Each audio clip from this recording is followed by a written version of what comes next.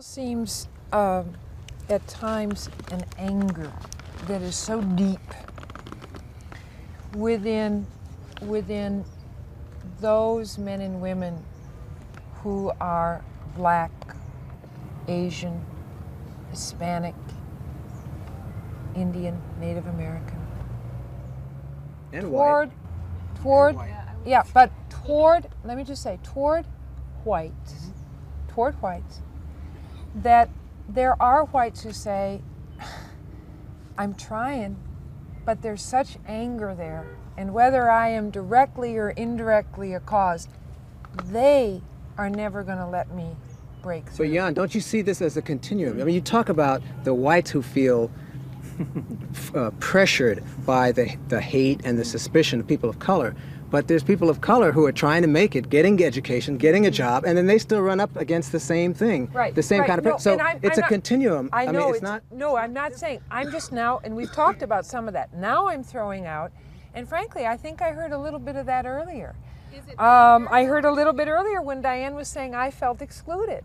I think that there are whites who are trying, but they both see, feel, and hear this kind of anger, and so they just step back. They're intimidated, they don't know what to do, and now with political correctness, they're even afraid of what words they're going to use that may end up offending. Okay, can you just react? Yeah, we can really jump with what we've been feeling all our lives. Yeah, okay? right. In terms of being excluded, hitting the walls, feeling the hatred, feeling the anger. She's just feeling a very small portion of what we feel on a daily basis. Okay. So where am I supposed to then feel sorry or feel sensitive to that? And that's what I'm having a hard time with. And I don't think that we've stopped trying. I think we're trying all the time.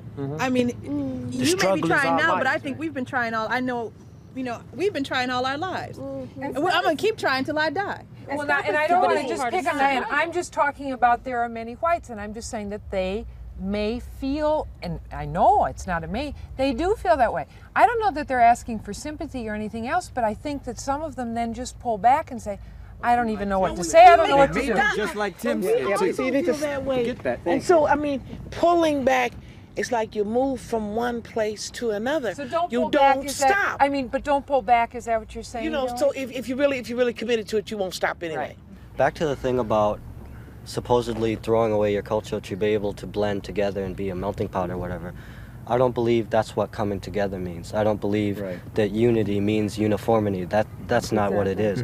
What it is understanding differences and then being able to deal with that and getting with the person. That's one thing when you're talking about the anger.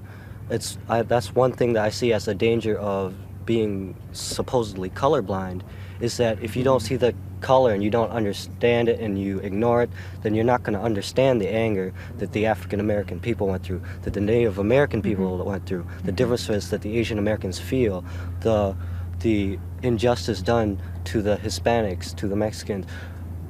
Colorblindness to me would be a good ideal if we melted down history, if we took away all of history, if we took away all of our systems right now, maybe we could do that, but that's if the not power reality. structure wasn't white and male. Right. That's not the reality. Right now, if we took that all away, we'd probably end up killing each other. I want to see the roses. I want to see the chrysanthemums. I want to see the colors of the world. I don't want to just blank out anything, because it would be an awful ugly world for me if that happened. So I want to see all of that. That we can do all right within that. It's learning who you are and what you're all about. And you can be red, green. I wouldn't care if a white gorilla jumped out at me. You see what I'm saying? It's like, hey, buddy, what's your problem? And what do you want me? What do you want from me? I mean, it's simple. It's so simple, it gets complex. And I think we just, we make it so damn hard to just walk up and say, hey, what's going on? Brother, you feeling real bad about being white, and this brother want to turn all that shit around, and you just say, hey, listen, deal with some reality. The reality is that I had a sister work with the State Department, and some of the stuff that she told me used to make, I used to wear wigs. This is my own hair right now. But I mean, it used to make my wig jump off my head in terms of who's in control. I think you talked about that. And who is sending down what is going to be. It's like you have a voice. All of you sitting here have a voice. Do like they did that movie, go howl out the damn window. I'm tired and I'm not taking it anymore. And take it to him. April, are you hopeful or frustrated after being in a discussion like this for a couple of hours? Everything I've heard and seen, and a lot of it, yeah, I guess I'm a little bit frustrated, but there's always hope. My mother's always taught me there's hope.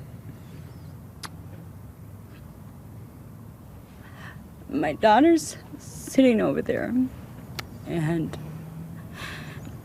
we talk all the time. I hope everybody does listen. I hope we do change. But a lot of this talking doesn't seem like it's going to accomplish anything. I don't know. I hope that people just don't go home and just turn on the TV and forget. I want a better life for my daughter, and I don't want her to. She is being raised earlier to deal with people that will race against her and abuse her, but I've also taught her not to label that person as the whole generation, to just know that that person is wrong for what they did to her or what they've said to her. She was oh gosh, I'm getting this all. My whole point is, I guess I just want it to stop, and I don't want us to sit around and just let it happen. I think that the people that are in power are the ones that we need to deal with. I don't think we need to attack each other about who was hurt more. We've all been hurt, and I did feel for you when you were left out. Everybody, if you know what it feels like to be raced upon, I just can't understand why you would continue or to race against anybody else or to label them too. I think that the person that abused you, or the person that's the person you remember, and that's the person you anger or you're angry at, but not the color. I don't think the color should have to do anything with that, and I just hope that and pray that my daughter sees what we do, and I hope she learns from it, and I hope that we go after the government and change. They need to change their rules. I think that we all have different customs, and they give us these laws, and they tell us that we have to live by these laws, and we can't. We need to help each other and get to the government and say, you need to change. We're the people. We pay you. We're the ones they have to listen to. And I know it's easier to say than it is to do, but like you said, we are all strong people, and we do know.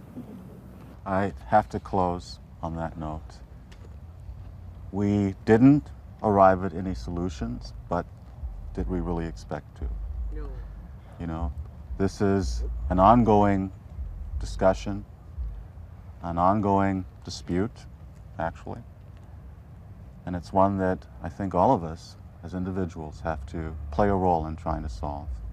I'd like to thank all of you for being with us tonight, and thank you, the viewer at home, for watching. I'm Robert Byrd with Jan Smaby. Good night. Good night. Good night.